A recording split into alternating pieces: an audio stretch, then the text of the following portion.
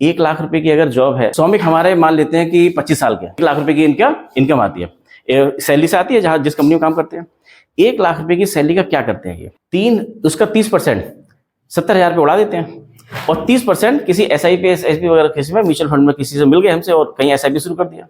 Salary जैसे 10% से बढ़ती है तो 10% से 30,000 की जगह अगले साल 33,000 की SIP बढ़ाते चले गए। अब देखिए बात को समझिए क्या होगा इसमें, क्या होगा। देखिए फाइनेंशियल फ्रीडम कैसे अचीव की जाती है, मैं उसकी बात कर रहा हूँ। मैं हमेशा नहीं करनी है। अरे पैसे की प्रॉब्लम थी, 1 करोड़ मेरी जेब में नहीं था, इसलिए जॉब करनी पड़ी थी। ये लिखा हुआ नहीं है कि मुझे 60 साल तक जॉब ही करनी है, 70 साल तक जॉब ही करनी है। अरे पैसे की कमी दूर करने के लिए जॉब करी थी। पैसे की परमानेंट प्रॉब्लम का जॉब एक टेम्परेरी सॉल्यूशन है, और बहुत सारे सॉल्यूशन है, हमें एक ही सॉल्यूशन समझ में आया बस। प्रॉब्लम तो पैसे की है ना, उसको सॉल्व करना है, उसको सॉल्व करना है। तो देखिए अब 1 लाख रुपए अगर इनको मिल रहे हैं और उसमें से 30,000 रुपए की SIP करते हैं और 10% की सैलरी बढ़ती आती है और SIP का अमाउंट को बढ़ाते आते हैं, 15 साल बाद क्या होता है, इनका पोर्टफोलियो मान लेते हैं 15% से बढ़ता है। तो देखिए क्या होगा, और इनकी सैलरी माना 10% से बढ़ती है, SIP का अमाउंट भी 10% से बढ़ाते हैं। 1 लाख रुपए की सैलरी अगर 10% से बढ़ेगी तो 15 साल में क्या होगा, ये 4 लाख पे पहुंच जाएंगे। 4 लाख की इनकी सैलरी हो जाएगी, 4 लाख की इनकी सैलरी हो जाएगी। 15 साल 16वें साल में 4 लाख पर मंथ से कमाएंगे। लेकिन इनका जो SIP का अमाउंट है वो कितना हो जाएगा, 4 करोड़ रुपए। आप देखिए कैसे एक इसमें बदलती है। इसमें डिसीजन करने की जरूरत क्या थी। 1 लाख में से हम क्या कर रहे हैं, 70,000 में आग लगाओ और 30,000 जमा करो। 15 साल तक आपने कर लिया, 40 साल के आप हो गए। तो देखिए क्या सिनारियो बनता है। 16वें साल में अगर आप दौड़ लगाते हैं, दौड़ लगा के 365 दिन कमाने जाएंगे, आपकी सैलरी बढ़ के आपने प्रमोशन लिया, कितना हो गया, 4 लाख पर मंथ।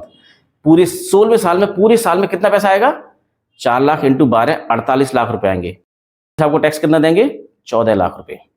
इसको बोलते हैं एक्टिव इनकम। अब जरा दूसरा केस देखिए कि इन्होंने जो SIP कर रखी है, जो 30,000 से स्टार्ट हुई थी, आज 4 करोड़ हो गया है, जिसके लिए कुछ नहीं करना अभी ने। अगर उसका 15% भी रिटर्न आता है 16वें साल में, तो 4 करोड़ का 15% कितना होता है, आप बताएं। 4 करोड़ का 15% कितना होगा, 60 लाख। 16वें साल में 60 लाख रुपए इनका पोर्टफोलियो बढ़ जाएगा। 1 रुपया 16वें साल में डालेंगे नहीं, वो फिर भी उसमें 60 लाख रुपए उसमें आ जाएगा, बढ़ जाएगा। क्या मतलब हुआ, इनसे ज्यादा इनका पैसा कमा रहा है। मैंने आप बताया ना 3 लेवल थे, वो तीसरा लेवल यही था। इसलिए लोग 16 ट्रिलियन बना के बैठे हैं, 3,000 लोग। तो आप समझिए, आपने 365 दिन काम किया तो उसको बोलते हैं एक्टिव इनकम। उस पर पैसा भी कम मिला, 48 लाख रुपए, टैक्स 14,000 पे ज्यादा दिया। आपके पास में पैसिवली कितना पैसा मिला, 60 लाख रुपए आया। उसमें से जितना चाहो खर्च कर लो, 3 से 4 लाख रुपए टैक्स आएगा। टैक्स कम है तो क्यों नहीं सीख लेना चाहिए हमें टैक्सेशन को। यह पैसिव इनकम का खेल। चलिए इसको बदलते हैं, मॉडल पोर्टफोलियो पे आते हैं, उसके बाद में डेट की बात करेंगे। यहां देखें जरा, हमने बहुत सिंपल सा बना लिया कि ज्यादा चीजें समझने की जरूरत नहीं है। सीधा 10 लाख रुपए लगाइए, 10,000 रुपए पर मंथ दीजिए। 20 लाख लगाइए, 20,000 रुपए पर मंथ दीजिए। डाइवर्सिफाई कर रखा है, इक्विटी में केवल 30% रखा है कि आपका मार्केट में नहीं है। मार्केट में पैसा आपका केवल 30%, बाकी गोल्ड में है, डेट में है, बाकी चीजों में है, यहां से निकल के आ जाएगा। अच्छा देखिए, 5 लाख रुपए की आप FD करते हैं, एक बार कंपेयर कर लें फाल्गुन में, देखिए जरा 5 लाख की FD की है, 6% के हिसाब से 30,000 रुपए का ब्याज आता है। आप ब्याज निकालो ना निकालो, टैक्स तो लगेगा, TDS लगेगा। कितनी बदमाशी है। और हम तैयार हैं, हम इतने हैबिचुअल हो गए, हाँ ऐसे तो होता है, मेरा भी काट लो इंटरेस्ट। और हम हैबिचुअल हो गए कि ये तो होता ही है, नॉर्मल है। मुझे तो बड़ा खराब लगा यार, ये तो बदमाशी है। आप 30% में आते हैं तो 4% का मोदी टैक्स भी लगता है, उस पर सेस लगता है। तो 30 का टैक्स नहीं लगता है, 31.2% का टैक्स स्लैब लगता है। 30,000 आपको आए या ना आए, ये टैक्स तो जाएगा ही।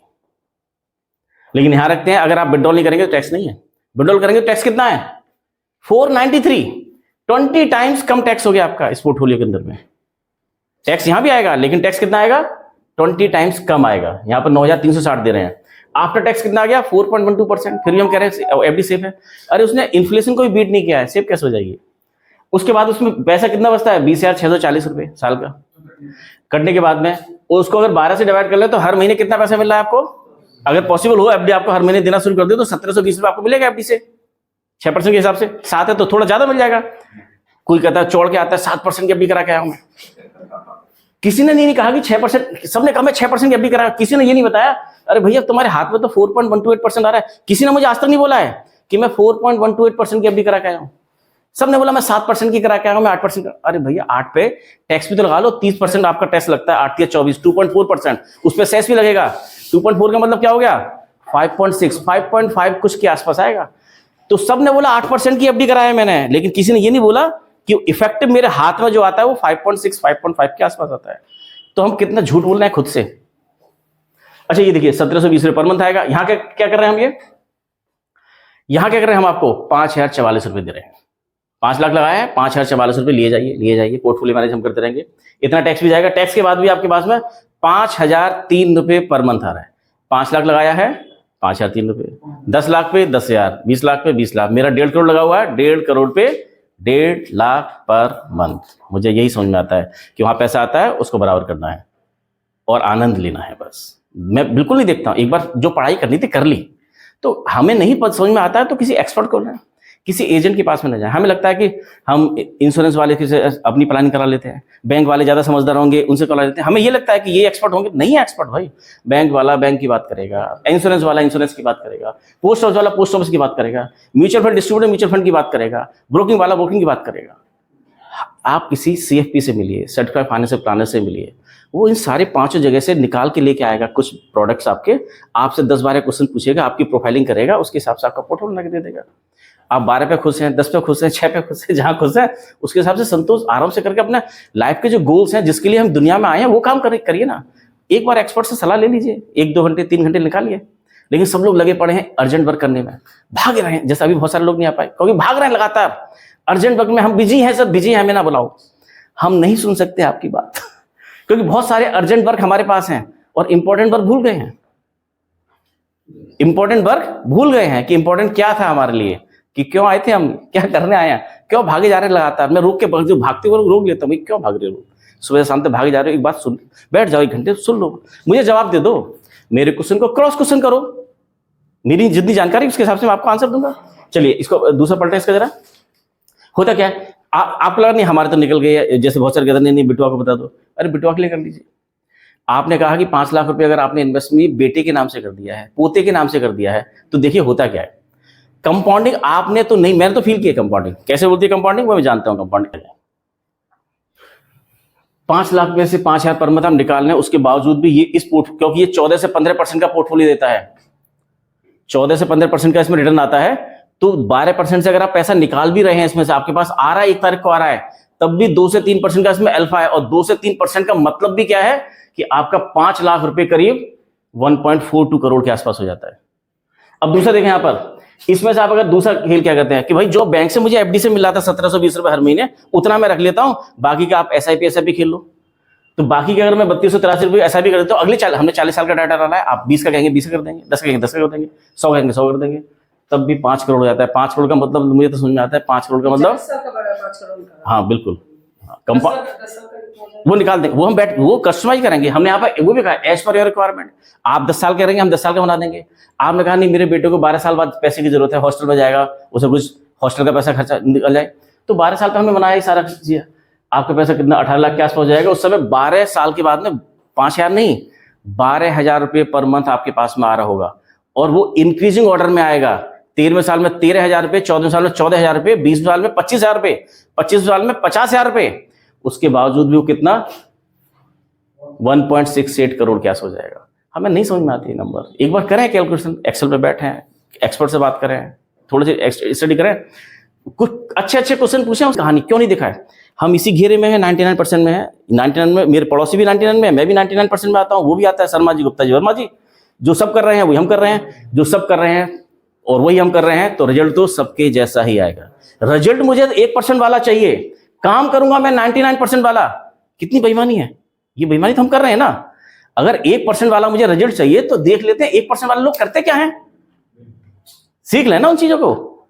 नहीं, हम तो गुप्ता जी की तरह FD ही करेंगे, LIC ही करेंगे। पहले सोचो सही, LIC करता क्या है, 53 लाख करोड़ रुपए लेके बैठा हुआ है आपसे, उसके बाद में 16 लाख करोड़ उसने मार्केट में लगा दिए। वहां जब 15% का रिटर्न निकालता है, आपको 5% टिका देता है, ठीक है ना। लेकिन हम कहते हैं वो सेफ है। चलिए एक बार ये देख लीजिए। अच्छा हाँ, अब डेट के इंस्ट्रूमेंट आते हैं। पहले एक बार थोड़ा डेट पे काम करते हैं। डेट का मतलब क्या होता है, कोई भी कंपनी कैसे बढ़ती है। कंपनी बनाने के लिए बहुत सारे पैसे की जरूरत होती है। जैसे हेनरी फोर्ड ने फोर्ड बना दी, बहुत सारी प्रॉब्लम सॉल्व कर दी।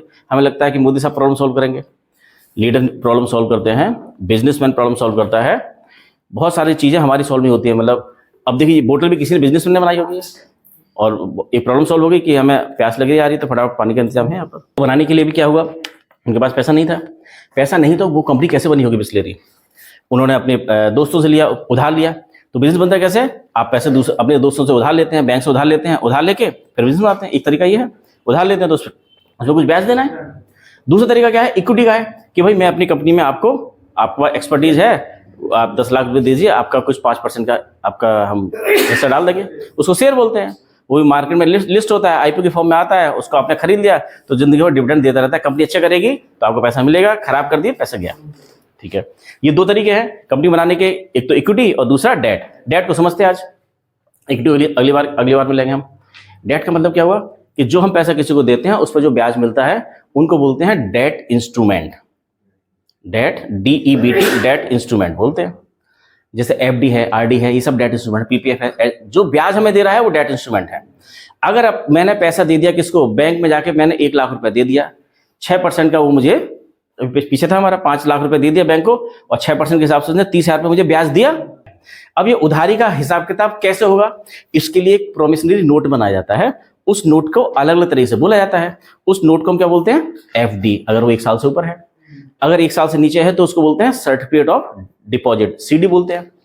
अगर पैसा मैंने बैंक को उधार दिया, वो मुझे ब्याज देता है, तो उस इंस्ट्रूमेंट को, उस उधार पत्र को हम बोलते हैं FD। यही पैसा मैंने अगर पोस्ट ऑफिस जाकर जमा कर दिया है तो उस उधार पत्र को हम क्या बोलते हैं? Time deposit. वहां टाइम हो गया, ये नाम क्यों बदल गए हैं? जिससे मुझे पता लगा कि आपने पैसा किस इंस्टीट्यूशन को दिया है। अगर ये पैसा आपने मोदी साहब को दे दिया, RBI के थ्रू आपका बॉन्ड में लगा दिया, तो वहां पैसा दिया है, वहां पर 6-6.5% का ब्याज आपको मिल रहा है, उसको बोलते हैं बॉन्ड, गवर्नमेंट सिक्योरिटीज, GSEC। ठीक है ना? 1 साल से ऊपर है तो GSEC, 1 साल से नीचे है तो बोलते हैं ट्रेजरी बिल। अगर आपने पैसा लगाया है 3 महीने के लिए बॉन्ड में और जो RBI का बॉन्ड था तो उसको बोलेंगे हम ट्रेजरी बिल। ये हुआ। तो और हमने किसी कॉर्पोरेट को दे दिया, किसी बिजनेसमैन बहुत सारे हैं, बिजनेस चला रहे हैं, पैसे की जरूरत है उन्हें, लगातार बहुत सारे तरह के पैसे की जरूरत होती है, तो पैसा हम उनको अगर दे देते हैं तो SBI अगर 6-6.5% दे रहा है तो बिजनेसमैन तो उससे ज्यादा ही देगा, तभी तो हम उसे पैसा देंगे, तभी देंगे। तो उसमें 6 की 8-9-10% देगा, तो वो भी उधारी है, डेट का इंस्ट्रूमेंट है। तो उसको क्या बोलते हैं हम? कॉर्पोरेट बॉन्ड, कॉर्पोरेट बॉन्ड या फिर NCD, नॉन कन्वर्टेबल डिवेंचर्स। ऐसे बहुत सारे प्रोडक्ट्स हैं।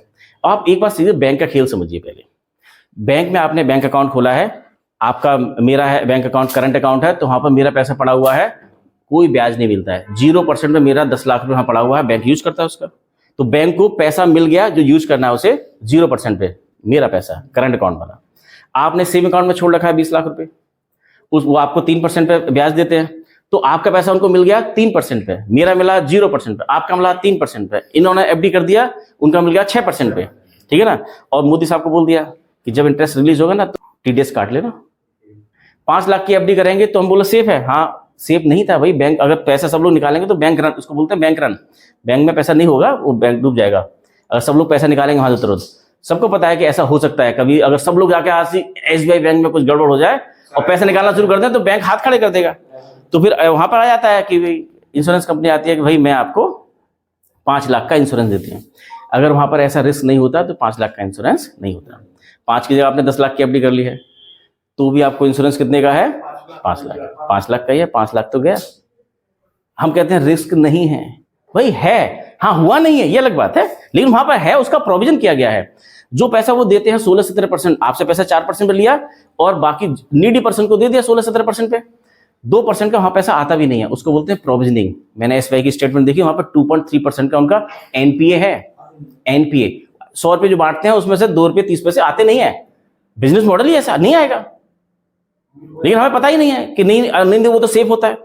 नहीं होता भाई। आप देखिए, आपके पैसे को जिन लोगों को दिया जा रहा है, 100 लोगों को दिया जा रहा है, और 100 रुपया अगर 100 लोगों को दिया गया, 2.3 रुपया नहीं आया है, उसके लिए उसको बैंक को भी पता है कि ये बिजनेस यही कर रहे हैं, ये ऐसा होता ही है, उसने अलग से निकाल के बट्टे खाते में डाल रखे हैं 2 रुपए 30 पैसे, ये तो डिफॉल्ट होगा ही होगा, NPA होगा ही होगा। बिजनेस ही ऐसा है, हमें इस चीज को समझना है। अब आइए देखिए, ये आपको FD पे 6% दे रहा है। अब आ गए वो IDFC वाले आ गए, IDFC बैंक वाले आ गए, हमारे यहाँ FD कर दो, ठीक है ना, हम आपको 7% पे देंगे। तो सोचो 7% में कैसे दे रहा है? बहुत सिंपल सा मॉडल को आप समझिए, आपसे पैसा लेकर पढ़ाएंगे। बजट वैसे नहीं पढ़ा जाता जैसे टीवी में दिखाया जाता है कि ये सस्ता हो गया, वो महंगा हो गया, वो तो सब बकवास चलती रहती है टीवी जो आता है सारा। बजट को पढ़ना ढंग से पढ़िएगा। पिछली बार का बजट कितना आया था? 53 लाख करोड़ का। क्या पढ़ना है हमें उसमें? 39 लाख करोड़ रुपए उनके पास में पैसा आएगा। 10 लाख करोड़ इनकम टैक्स से, 10 लाख करोड़ कॉर्पोरेट टैक्स से, 12 लाख करोड़ उनके पास में जीएसटी से आएगा, स्टेट को बांटने के बाद में। बाकी और एक्साइज से आएगा। कितना पैसा आएगा मोदी साहब के पास में? 39 लाख करोड़। खर्चा कितना करेंगे साल भर में? 53 लाख करोड़। 14 लाख करोड़ रुपए का घाटा है। इसको मेजर किया था जीडीपी के हिसाब से, तो आता 3-3.5% का। तो 14 लाख रुपए का लोन लेना है उन्हें। लोन वो भी उन्हें भी चाहिए, आरबीआई की तरफ से ट्रांस निकलती रहती है, लोन वहां भी चाहिए। तो लोन का खेल सारा चलता है। सबसे बड़ा मार्केट यही है। और डेवलप कंट्री जैसे बढ़ती जाती है तो लोन का मार्केट बढ़ता जाता है। हमारे यहाँ लोन का मार्केट बहुत छोटा है। अब बहुत सारे प्रोडक्ट बन रहे हैं। अब आरबीआई आ गया है कि आरबीआई का बॉन्ड आप डायरेक्ट आरबीआई की साइड से जाके खरीद सकते हैं। रिटेल के लिए भी उन्होंने ओपन कर दिया है कि आप हर को पहले फाइनेंशियल इंस्टीट्यूशन खरीद सकते थे, बॉन्ड्स में पैसा लगा सकते थे, लेकिन आपको बॉन्ड में पैसा लगाना है तो हमारे पास में सब तरह के बॉन्ड्स हैं। आप आरबीआई बॉन्ड में पैसा लगाना चाहते हैं, हमारे पास वो बॉन्ड भी है। स्टेट आरबीआई के बॉन्ड में लगाएंगे तो कितना मिलेगा? 6.5% मिलेगा। जैसे आप स्टेट गवर्नमेंट में जाएंगे, क्योंकि वो AAA रेटिंग है, उनकी रेटिंग भी बना रखी है। इसके बाद में अगर बहुत से यूपी गवर्नमेंट को पैसे की जरूरत है, आंध्र गवर्नमेंट को पैसे की जरूरत है, आपको आंध्र गवर्नमेंट के बॉन्ड में लगाना है तो उसको बोलते हैं स्टेट डेवलपमेंट लोन। वही उधार पत्र एफडी का ही फॉर्म है। पैसा आपने दिया, वो आपको ब्याज दे रहे हैं जैसे एफडी में मिलता है, लेकिन उसका नाम बदल गया है, एसडीएल हो गया है। एसडीएल का मतलब क्या हुआ? State development loan. यूपी का ले लीजिए, 9% मिल रहा है आपको, 9% मिलते जाएगा। अभी दिखा रहे थे 1 करोड़ रुपए 9% कितना होता है? 75,000 रुपए महीना। आप म्यूचुअल फंड मत खेलिए, आप यूपी की गवर्नमेंट ने 1 करोड़ रुपए लगा दीजिए, 75,000 रुपए पर मंथ आपके पास आ रहा है। सिंपल गेम है, ठीक है। अब उसी को देखें, यहां पर हमें देख रहा है ये टैप इन्वेस्टमेंट। मिनिमम इन्वेस्टमेंट कितना? 75,000 से स्टार्ट हो जाएगा, 50,000 से, और कितना? 50,000 से। एक छोटा टिकट साइज है जहां पर 50,000 रुपए से आप पैसा लगा सकते हैं, और छोटे टेन्योर के लिए 47 डेज के लिए 60। ये केवल हमारे एक अलग तरह का प्रोडक्ट है ये, जहां पर कितना ब्याज मिल रहा है? 14.25, 14.5। आपने पैसा लगाया, ये इस समय डील चल रही है, 13 लाख की इनको जरूरत है, 1.66 लाख इनके पास आ चुका है। ये जब का है, जिस समय का है उस समय 50,000 आपने लगा, माना 1 लाख रुपए आपने लगाया। कितने दिन के लॉक हुआ आपका? 92 डेज के लिए। इसमें कितने दिन के? 62 डेज के लिए, इसमें 92 डेज के लिए। तो छोटे ड्यूरेशन के लिए है। 1 लाख लगाइए, उस पर 14% का मिलेगा। 14% का मतलब क्या होता है? 1 लाख का 14%, 14,000 रुपए साल का। 365 से डिवाइड करेंगे, दिन का कितना आ गया? करीब 38 रुपीज आता है। मोटा मोटा हिसाब लगाने के लिए 40 रुपए पर डे पर लाख समझ लें। मैं अगर 1 लाख रुपए लगाऊंगा और अगर मुझे 1 महीने के लगा हुआ है तो कितना आएगा? 40 रुपए के हिसाब से कितना? 1100-1200 रुपया पैसा आएगा।